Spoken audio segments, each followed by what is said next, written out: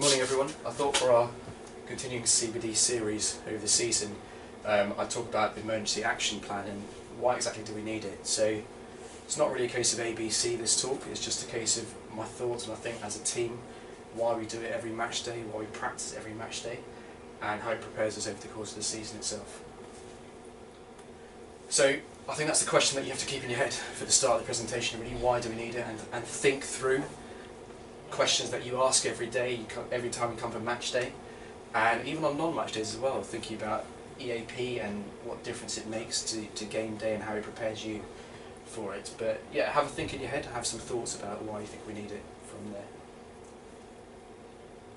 So if you look at the definition of plan, emergency action plan, detailed proposal for doing or achieving something, I think that's key. I think that's going down to basics really about why we do it every match day, why we prepare for it. And you're trying to do something to achieve the best possible outcome on the day itself. I'm not saying every match day you get an injury, but you should be ready for what happens on the pitch. Not everything is textbook, but it's integral to match day and non-match days. And I think the non-match day thing is key as well, even in training, reserve match, friendly. Always act the same way, always follow the EAP that we use here. The whole point of it is to have an effective medical response, and I think effective is key. And there are components that I'll talk about a bit later that make it effective and why I think it's such a necessity on match day itself. So this was just to give you an idea of how busy it can be during a game time itself. The number of players on the pitch, referee, linesmen, they're all included in the EAP as well. Just look at the number of fans around you, there's constant noise, cheering, jeering as well, shouting. You can get distracted a lot of the time. It's just super important to actually not only watch the game, but watch off the ball as well. And just look around you, be aware of the players, know your team inside out. But just keep that in mind about distraction in the day itself and why EAP makes it easier to try and block out those distractions. So, EAP supports minimum standard of care, gives you a basic protocol to follow, which allows you to improve it further. Gives you that prompt, appropriate response is what we need to see. Delays minimising providing care, delays time, seconds can be costly, minutes can be even more costly. Facilitates effective teamwork, I think that's key. You are as the medical team behind the team, the players depend on you, you want the good result for the players, good result on the day itself. But you want to work together to get that result possible. Reduce your chance of errors, that's why we practice every time before match day. Go through the board, go through scenarios. Errors is what you don't want on the day itself. Reduces stress of team members involved, I think that's a key point to make. I think a lot of people think, I haven't been on a course, I haven't really seen this sort of injury before, don't know how to deal with a cardiac arrest, but that's why you work together, that's why you practice, that's why you follow the board itself as well. Reduces anxiety, and I think that's another key thing as well, which we do every time after match day itself. We debrief, and there's constructive learning practice as well. Debrief is not about pointing fingers, about accusing people, it's about seeing how you can make yourself better, about analysing each performance and carrying on from there as well. So, key, do not take EAP for granted. You go everywhere, you hear about it, but if you take for granted it leads to poor outcomes. You don't get the results that you want, you don't feel confident in yourself. Human error is increased if you don't have an EAP in place. Panic, inexperience of care providers comes down to people saying, I don't know what to do, I haven't been on a course. Well, that's how you learn from each other, that's how we teach each other. That's why we have the same team before every match day as well. Check your equipment, it's what we do. We check the board, we check the straps, we check the defib, the oxygen, we check our bags, see everything's in place from there. And not always having the right amount of staff can be a real problem at times. Everyone needs to know their role. That's why we try and stick to the same team every match day, every season purposely, so we don't run out of staff members. Poor planning can cost your EAP, can cost the game. Players look for you for support when they get injured, when they're not sure what's going on. If you're not planned what's going on, it filters onto the pitch as well.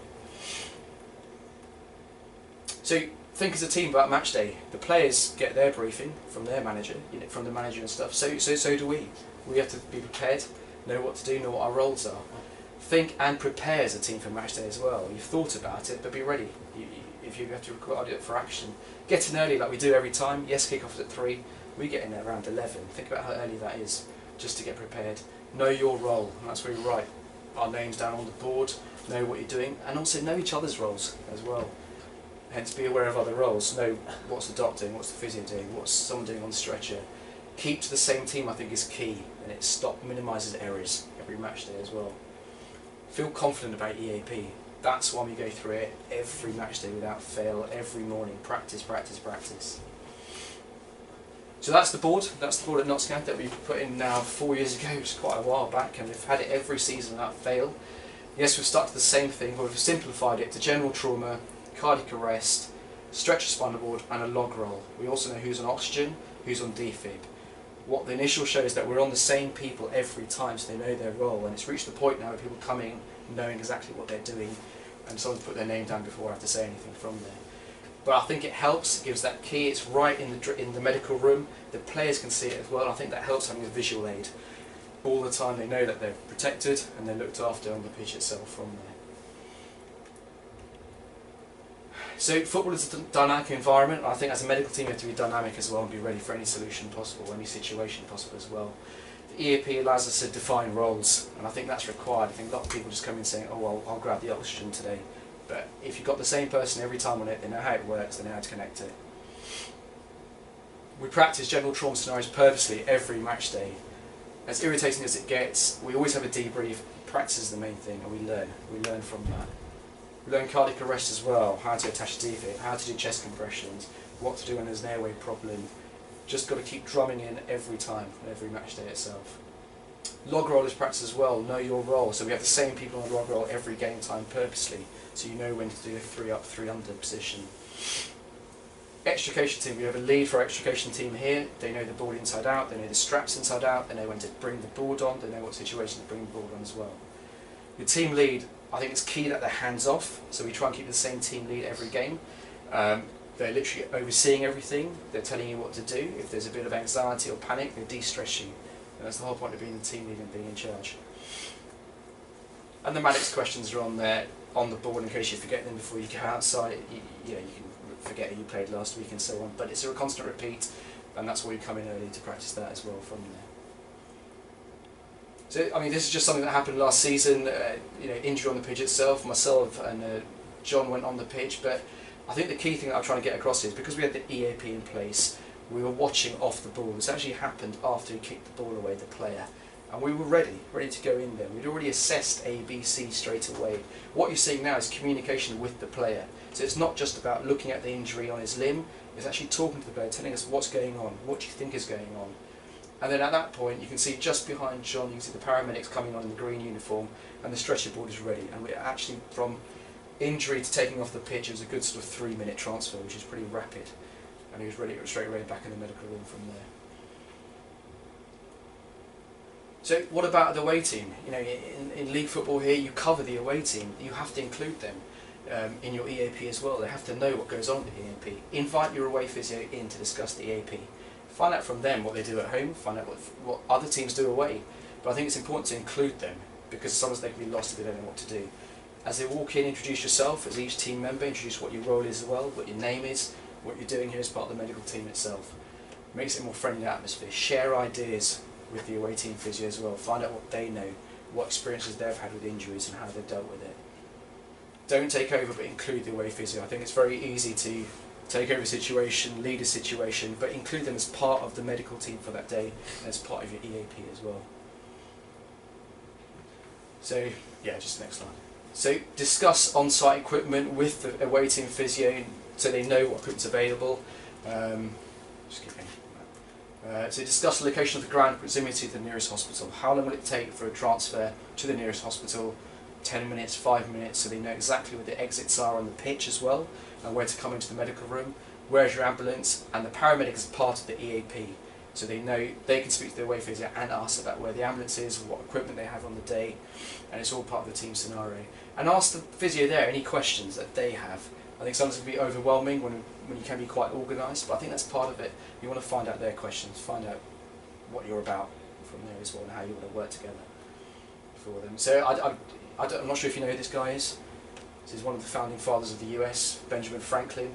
He's got this famous quote of, by failing to prepare, you prepare to fail. And I think that's key. I think that's what sort of the mantra that we have here at County itself, and that's what we practice purposely every match day. As boring as it gets, it's so necessary, and it brings up interesting points every time we practice as well on how we can make ourselves better from that. So ask yourself the question again, why do we need it? I'm hoping with this presentation you've had a few more thoughts of why we do it each day. It's not just because a course tells you to do it, it's because it's so important and it makes everything calmer, de-stresses you on match day as well, and makes everything a bit easier when someone does get injured. I think it's important for the EAP that the players know you have an EAP as well, and they know that you're calm, they have trust in you and faith in you, which I pretty much think we do have here. So Matchday EAP reinforces what you learn in your courses and your simple ATMIF course, even below that as well, the junior courses, but it's about practice, practice, practice, and it's so important to know your board inside out, know your team inside out, know what to do on the day, prepare early. That's why we come in early, that's why we come in at 11 o'clock on a Saturday morning purposely. We look forward to the match, but we want to be ready beforehand as well. It makes it calm and a fun environment as well, and you're the team behind the team. As cheesy as it sounds, it's true, and I think the players look out for that as well, look up to you for that as well, and you work together for it.